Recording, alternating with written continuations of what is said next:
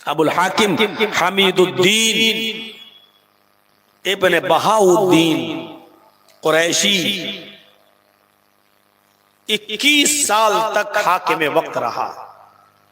Keys और मरवान का हाकिम था, गवर्नर था, पूरी हुकूमत इसके हाथ में थी।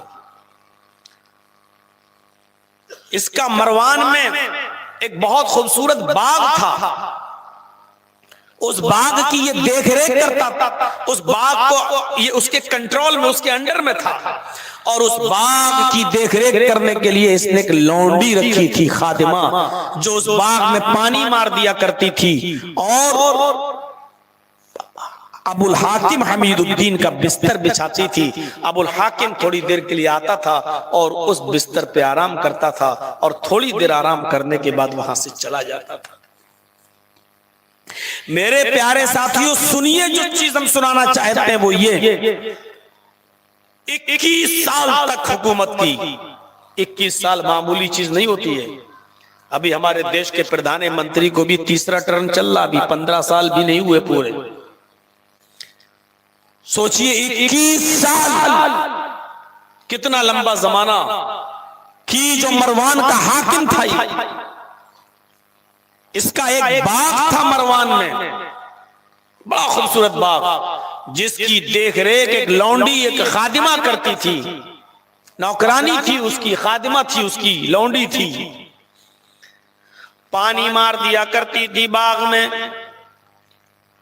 और हाकिम वक्त के लिए बिस्तर बिछा दिया करती थी, फूल उस पे डाल दिया करते थे, नर्म नाजुक बिस्तर। एक दिन ये बिस्तर लगा रही थी, इसको मालूम था कि हाकिम वक्त आने वाला है हमीदुद्दीन, बिस्तर लगा दो। उसने सोचा भी उसको आने में कुछ देर है। बिस्तर नरम गरम बिस्तर, उस पे पड़े हुए फूल। इस लौंडी ने सोचा कि थोड़ी देर में लेट कर देख जाऊं, इस पर लेट जाऊं, देखूं कि बादशाहों के बिस्तर कैसे होते हैं। उस पर लेट गई, थोड़ा सा तसव्वुर करने लगी, बादशाहों के बिस्तर कितने अच्छे होते हैं, कितने नर्म होते हैं, कितने नाजुक बिस्तर होते हैं। करवट बदली उसने, ऐसे हाथ अपने गाल के नीचे रखा और आंख बंद करके सोने का तसव्वुर किया कि देखूं जरा, अगर इस पर एक रात सोने को मिल जाए, एक नींद सोने को मिल जाए तो कैसा लगेगा। उसने आंख बंद की, आंख बंद करते ही उसको नींद आ गई। इतना आरामदेह बिस्तर पर कभी लेटी नहीं थी। जैसे इसने अपने गाल के नीचे हाथ रखा और आंख बंद करके सोने की एक्टिंग की, लेकिन वो एक्टिंग हकीकत में बदल गई, लेकिन उसको नींद आ गई। जब इस लौंडी को, इस बांदी को नींद आई तो ये गहरी नींद में सो गई। और जब गहरी नींद में सोई तो उसी वक्त अबुल हाकिम हमीदुद्दीन तशरीफ ले आया। बादशाह वक्त उसी वक्त आ गया। उस बादशाह ने अपनी लौंडी को अपने बिस्तर पर लेटा हुआ और सोते हुए देखा तो गुस्से से आग बगोला हो गया। उसने कोड़ा उठाया, हवा में लहराया और एक कोड़ा अपनी लौंडी की पीठ पर मारा। चमड़े का कोड़ा था। एक कोड़ा पड़ते ही वो बिलबिला उठी, सतर्क हो गई, उठ के बैठी अपने अंदाज में। आज के मौजूदा टाइम के हिसाब से सॉरी, गलती हो, माफ कर दीजिएगा, और खड़ी हो गई। वो अपना ओढ़नी, अपना कपड़ा संभालने लगी और बादशाह से कहने लगी कि मैं सोना नहीं चाहती थी, मैं तो बस ऐसी लेट गई थी, मैं देखना चाहती थी कि बादशाहों के बिस्तर कैसे होते हैं, मुझसे गलती हो गई। लेकिन हमीदुद्दीन को रहम नहीं आया। इसने कहा खड़ी हो जा, इस गलती की सजा तुझे मिलेगी, और इस गलती की सजा यह है कि तुझे 10 कोड़े पड़ेंगे।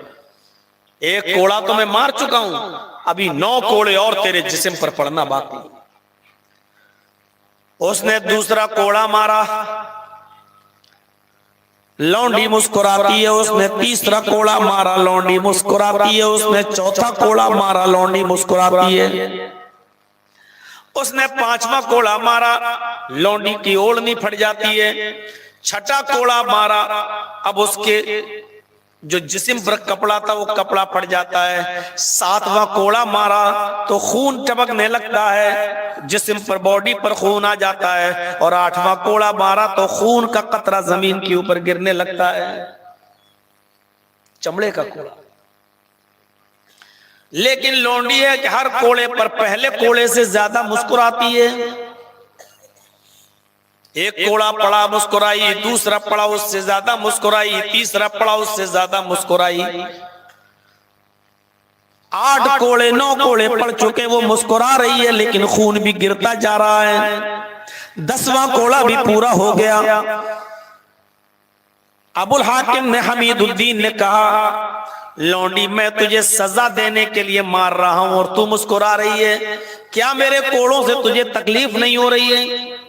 उसने कहा, मेरे आका कैसी बात करते हो, चमड़े का कोड़ा मेरी बॉडी पे मारोगे और तकलीफ नहीं होगी, मेरा कपड़ा फट चुका है, खून जमीन के ऊपर गिर रहा है और तुम कह रहे हो तकलीफ नहीं होगी। हमीदुद्दीन ने कहा, जब तकलीफ हो रही है तो तू मुस्कुरा क्यों रही है?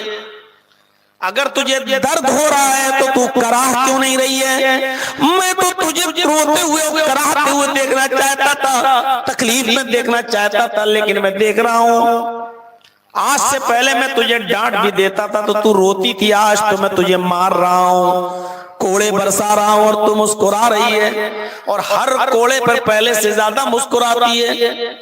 उस लौंडी ने कहा, हाँ आज मुझे तेरे ऊपर हंसी आ रही है, आज मुझे तेरे ऊपर हंसी आ रही है। कब मैं तुझे सजा दे रहा हूं और तुझे हंसी आ रही है? किस बात पे हंस रही है? कहा, मेरे आका मैं इस बात पे हंस रही हूं कि ऊपर वाले का नियम में किसी को अमीर बनाया, किसी को गरीब बनाया, किसी को आजाद बनाया, किसी को गुलाम बना दिया। मैं तेरी ममलिकत में हूं, मैं एक तो तू हाकिम भी है इस इलाके का, गवर्नर भी इस इलाके का, और दूसरा ये कि मैं तेरी लौंडी भी हूं, तू मेरा आका भी है। लेकिन हंसी इस बात पर आ रही है कि मैं ये सोच रही हूं थोड़ी देर आराम करने की सजा, इस नरम गरम बिस्तर पर थोड़ी देर सो जाने की सजा अगर एक अमीर की अदालत में यह है, एक लौंडी के मालिक के इख्तियार में यह है, तू मेरा मालिक है, तू मेरा आका है, और मेरे आका की सरपरस्ती में, तेरी हुकूमत में मुझे कोड़े तू मार रहा है। अगर तेरे इख्तियार में एक लौंडी को सजा देना है और तेरी अदालत में थोड़ी देर के लिए अगर मैं आराम से सो गई, थोड़ा सा आराम कर लिया, अगर थोड़ी देर आराम करने की सजा तेरी अदालत में यह है कि तूने 10 कोड़े मार के मेरे जिस्म को छल्ली छल्ली कर दिया, मेरे जिस्म की खाल उधेड़ दी और खून के कतरे जमीन पर गिरने लगे, अगर थोड़ी देर आराम करने की सजा तेरी अदालत में तेरी लौंडी के लिए ही है, तो फिर मैं तेरी सजा के बारे में सोच रही हूं कि उस मालिक की अदालत में तेरी सजा क्या होगी, जो सबका मालिक है, जो मालिकों का मालिक है, जो शहनशाहों का शहनशाह है, जो कयामत के दिन पूरे कुल्ली तौर पर मालिक, कयामत के दिन का पूरा मालिक है। मैं ये सोच रही हूं कि उसकी अदालत में तेरी सजा क्या होगी, जिसने पूरी जिंदगी ऐशो आराम में गुजारी, जिसने पूरी जिंदगी लज्जतों में गुजारी, जिसने पूरी जिंदगी रात और दिन बिस्तर पे आराम से सोया, अगर चंद लम्हों के लिए आराम से तेरे बिस्तर पर सोने की सजा मेरी है तेरी अदालत में, तो पूरी जिंदगी ऐशो आराम के साथ रहने वाले की सजा अल्लाह की अदालत में क्या होगी। मैं तेरी सजा के बारे में सोच रही हूं और तेरे बारे में सोच के हंस रही हूं। मौलाना जर्जीस की तरह 1 घंटे और 1.5 घंटे की तकरीर नहीं की थी उस लड़की ने, कोई जलसा नहीं हुआ था, लाखों रुपए जलसे पे खर्च नहीं हुए थे, सिर्फ इतना कहा कि मैं तेरी लौंडी हूं, तू मेरा मालिक है।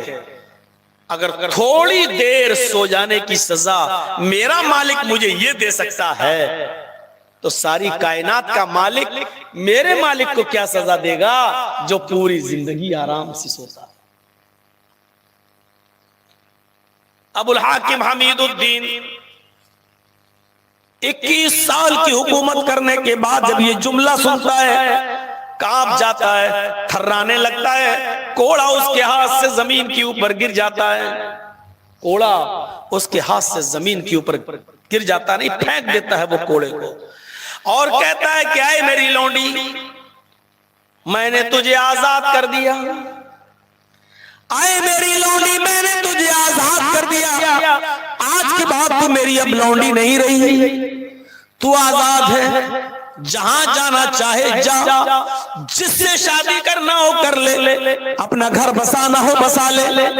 मेरी तरफ से तुझे छूट दे दी गई है, मैंने तुझे आजाद कर दिया।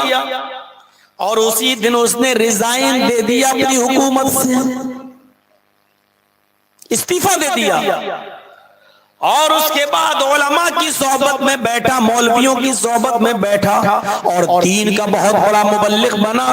पूरी जिंदगी उसने दावत व तबलीग में गुजार दी, पूरी जिंदगी उसने दावत व तबलीग में गुजार दी। गुमनामी की जिंदगी जी, कहां हुक्मरान था, बादशाह था, पूरी जिंदगी गुमनामी की जिंदगी गुजार दी। शोहरत से दूर, नामवरी से दूर, लोगों को दावत व तबलीग में लग गया, लोगों की इस्लाह करने लगा, सही रास्ता बताने लगा, गलत रास्ते से रोकने लगा। और एक दिन आता है कि अपनी उम्र पूरी करके इस दुनिया को खैराबाद कह देता है, चला जाता है इस दुनिया से, इंतकाल हो जाता है, और गुमनाम मौत मरता है। पता ही नहीं चलता कि ये कौन मरा, किसका इंतकाल हुआ। चंद लोगों ने उसकी जनाजे की नमाज पढ़ी और चंद लोगों ने ले जाकर उसको कब्रिस्तान में दफन कर दिया। ये चंद लोगों ने जो उसको कब्रिस्तान में दफन किया, ये जानते नहीं कि हम किसको दफन कर रहे हैं। ये वो शख्स है जिसने 21 साल हुकूमत चलाई है। मेरे प्यारे साथियों, फितरत में जिंदगी हो तो एक जुमला काफी है आदमी को अपनी इस्लाह के लिए। उस लड़की ने एक बात कही और पूरी जिंदगी सुधर गया, नेक रास्ते पे चला, दावत और तबलीग में चला, नेक रास्ते पे चला, और फिर ऐसा नेक बना कि मरा भी तो गुमनामी की मौत मरा, शान शौकत के साथ नहीं, बिल्कुल फकीराना अंदाज में इसकी मौत होती है, फकीराना अंदाज में इसका इंतकाल होता है। एक जुमला काफी था जिंदगी को बदलने के लिए।